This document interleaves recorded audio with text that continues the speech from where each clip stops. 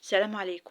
هتصدقيني لو قلتلك كل الكمية القمر دي بكيلو دقيق وشوية مية وشوية زيت، وكمان مقرمشة كده وحاجة بسم الله ما شاء الله، ولا تقولي بقى بتاعة الأفران ولا أي حاجة، وبعجينة واحدة هتطلعي منها كل الأشكال دي. حاجة كده هتفتح نفسك ومش هتبطلي تعمليها من بعد ما تشوفي الفيديو ده.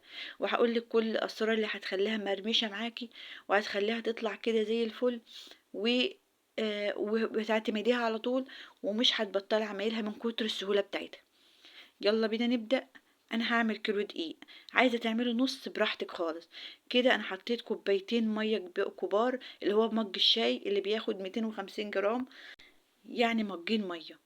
ومكعب خميرة كده، انا حطيت خميرة بيرة. عايزة تحط مع خميرة فورية تبقى تحطي معلقة صغيرة.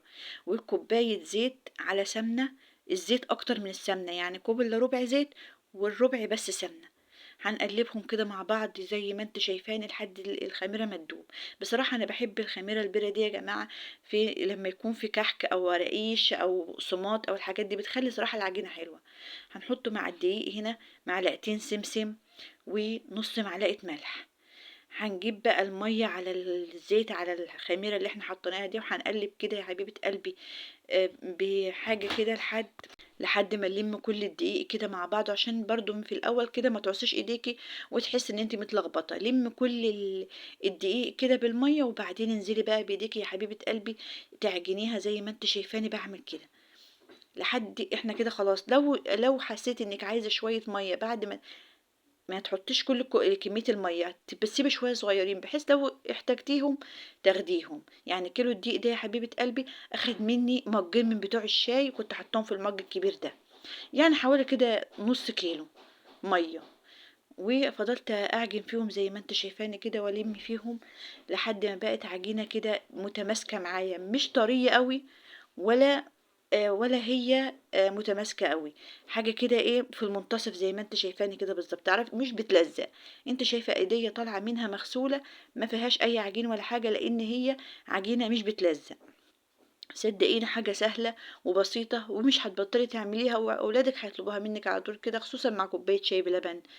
نغطيها كده ترتاح مش تخمر، ترتاح حوالي 5 دقايق. ونجيب كده حوالي نص كوباية سمسم ونحط عليهم شوية مية ونركنهم على جنب. احنا متفقنا ان العجينة ما تخمرش، ترتاح بس. ونجيب الصاج بتاعنا كده زي ما انت شايفاني، يا ريت مفيهوش اي زيت ولا اي ايدام. هتمسكي كده عشان تقطعي كده قطع صغيرة في طبق او اي حاجة، تعملي كده حوالي 10 قطع او حاجة، بحيث وانت بتبرميها تبقى مرتاحة وسهلة معاكي. يعني ما تاخديش وتبرمي على طول، لا، ابرمي، خدي كده قطع صغيرة، قطع حوالي 50 جرام كده. وتمسكيها كده زي ما انت شايفاني تبرميها وتسويها من الجنب وتحطيها في السمسم. حاجة سهلة جدا، يعني لو انت مبتدئة هتعمليها. خليكي متابعة معايا الخطوات، ما تنسيش تصلي على الرسول وتقولي رأيك في الكومنتات، وتشتركي معايا في القناة لو انت وصلت معايا لحد هنا. انا هعمل الشكلين، اللي هي البقسماط الطويل، وهعمل كمان اللي هو المدور اللي انت بتشوفيه عندي في الافران، اللي هو بيكون عليه سمسم، كله من نفس العجين، وهيطلع معاكي مقرمش وحاجة كده بسم الله ما شاء الله. ونسيت اقولك انك تحطي مع الدقيق آه، حاجة بسيطة جدا، بيكنج باودر، بحيث تدي العجينة هشاشة كده. واوعي تسيبي العجينة تخمر يا حبيبتي، تشتغلي فيها على طول.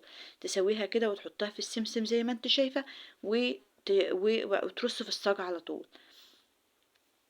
حاجة سهلة وبسيطة، ومش هتاخد منك اي وقت ولا مجهود، وهتدعيلي ان شاء الله من كتر الجمال والحلاوة، ومش هتفشل معاكي. تابعي بس الخطوات وانت هتشوفي كده حاجة كده بسم الله ما شاء الله.